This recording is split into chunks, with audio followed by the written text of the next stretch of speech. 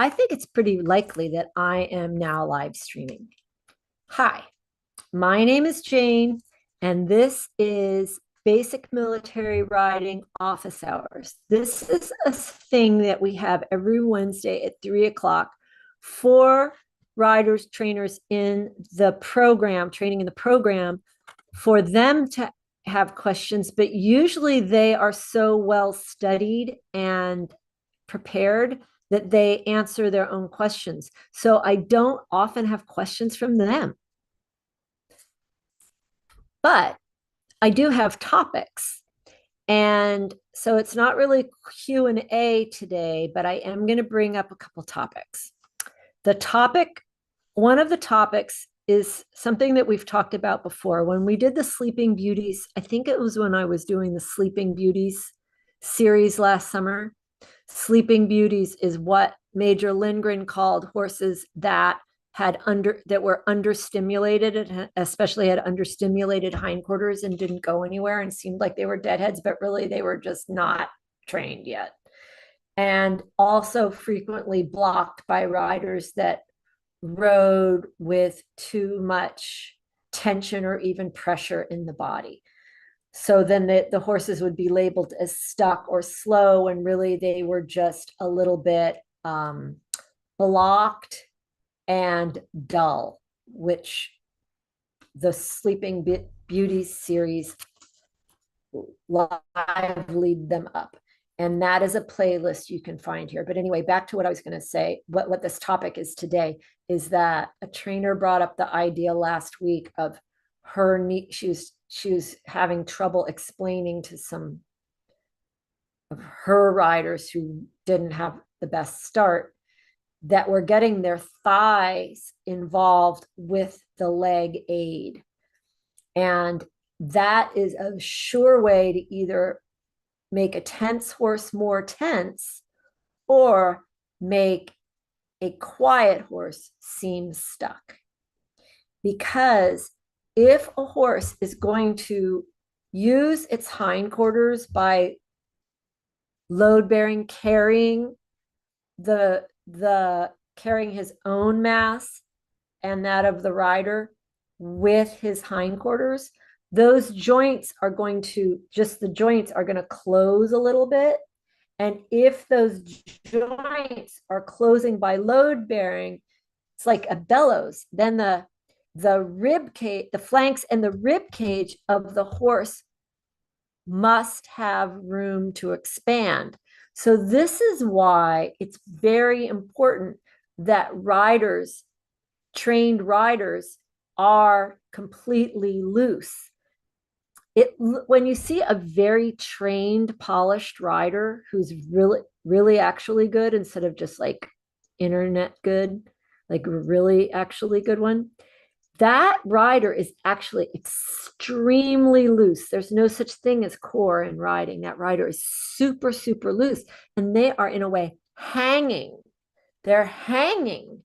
And their limbs have found a resting place. So there is zero contraction in their muscles. There's no resistance in their body. And every joint in their body is in a released mode. And and the angles that we see are just from the going and the tack. Anyway, so I already explained how if a horse is carrying itself properly, its rib cage and its flanks and torso are going to need to expand. Its rib cage needs to expand, and the back will seem to broaden. And this actually calls for the thigh and the knee, of course, to be soft. Pretend my hands on my knees, they have to soften, and even the legs just at the knee just broaden a little bit, because as the horse sits, his midsection is going to broaden. So the other thing that happens is when that event happens, when the opening seat happens naturally, and it will, a trained rider and a trained horse, that trained horse is going to naturally open the trained rider's seat because there's not any resistance in either body. When that happens, what comes closer to the girth? The leg. We have to remember, this is so important, hear me well. The leg is that portion of the rider's anatomy below the knee. The knee actually belongs to the base of support. The knee is not part of the leg, and for sure, the thigh is not part of the leg. The leg is the section of the anatomy that is below the knee.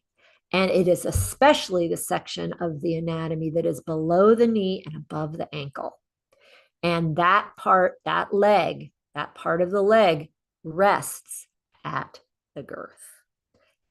It rests at the girth because that is where it is used. There's some like nerve cluster or some reason, I have no idea why. I'm just obedient. I just do what I'm told.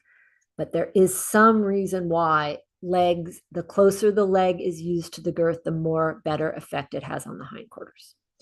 Okay, so I hope I've given you a good argument and reason to train to separate your body parts so that your thigh is not involved in the activity of your leg. Actually, the seat needs to soften and even broaden for the leg to come into play.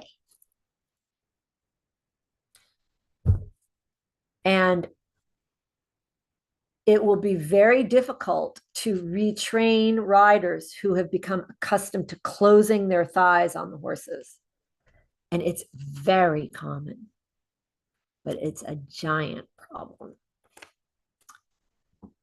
So if you are blessed enough to have a student rider who is sane enough to reason this out, that the thigh is not part of the leg, take time and show a lot of patience and help them undo that motor plan in their nervous system. Because right now, everything in them wants to close in on the horse to cause activity, when really it should be by the natural aids. The weight of the loose decontracted seat and the leg coming on at the girth. The horse doesn't then respond to it. The click of the tongue, boom, spur if that doesn't work. See where I'm going with this? Anyway, what I'm saying is if someone is going to face this dilemma of untraining the thighs to close during activity that should be reserved for the leg alone,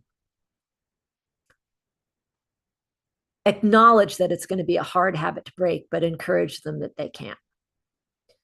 You know what? Oh, I guess I should talk a little longer. It's only been 8 minutes. I have another channel. My hair is, I can't tell what. I have another channel, and it is called Basic Military Riding. That is the name of my business, and that is also the name of my website. And if you haven't been on my website, I really recommend you go on my website. And please share my website. There's a very important blog on there, and that blog is probably, it's the most recent blog. It's probably going to become a topic in these office hours this spring. Anyway, all this basic military riding. I also have a YouTube channel called Basic Military Riding. I think that most of you probably already know that my primary teacher in Europe was a retired cavalry chief. I went to him for dressage. I was a DQ at the time. I didn't really realize at the time how much pure cavalry riding doctrine, principle, and method that was being imparted to me. But now that some time has passed between my education time there, I have really come, I am convinced, and I know because I know what I heard and I know what I wrote and I know what I read. That is verbatim the way to go. The cavalry instructions from the primary schools are what should be trained, and that information is what is classical. One of the classical guys even says that exactly, but I don't remember which one. At any rate, so I have various platforms that are underused online because I am a farmer and not a computer person, but I am starting to use them. And if it seems like I'm spread out, I'm not really. I'm deciding where I want certain information to go. And I am using my YouTube channel that is very small. I am now using it to teach. Do I have that manual here? I am going to use that channel to only exactly teach information that is exactly either from Somer, Fort Riley, Tour de Quinto, Vienna through Colonel Podolsky, Major Lindgren, and Denemethee because he was a captain.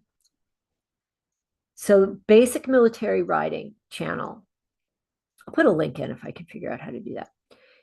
I have begun going through Fort Riley 1935 in the order that I know is the best way to teach it.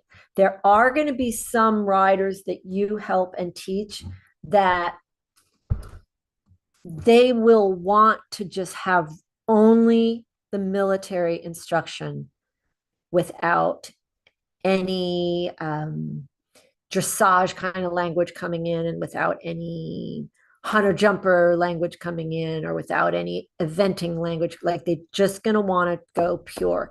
And I expect all of you guys training with me to know the pure of the pure military instruction because it informs all of the rest. And it's our, what's the word?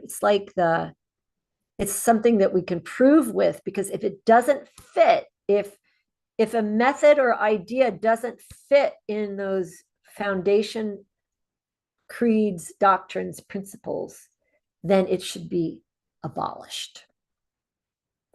Anyway, I just want you guys to be aware that I have that channel and I have begun teaching Fort Riley on it. I am still in theory and doctrine sections.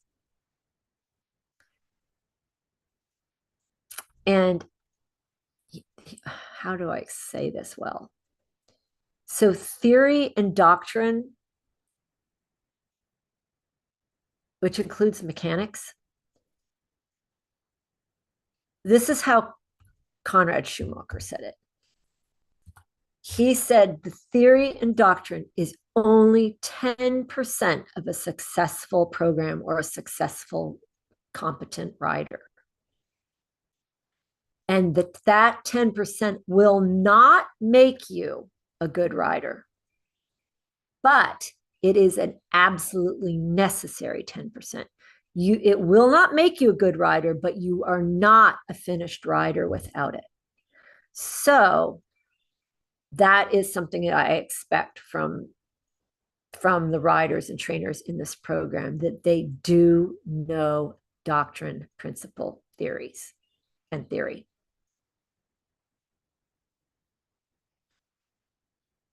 And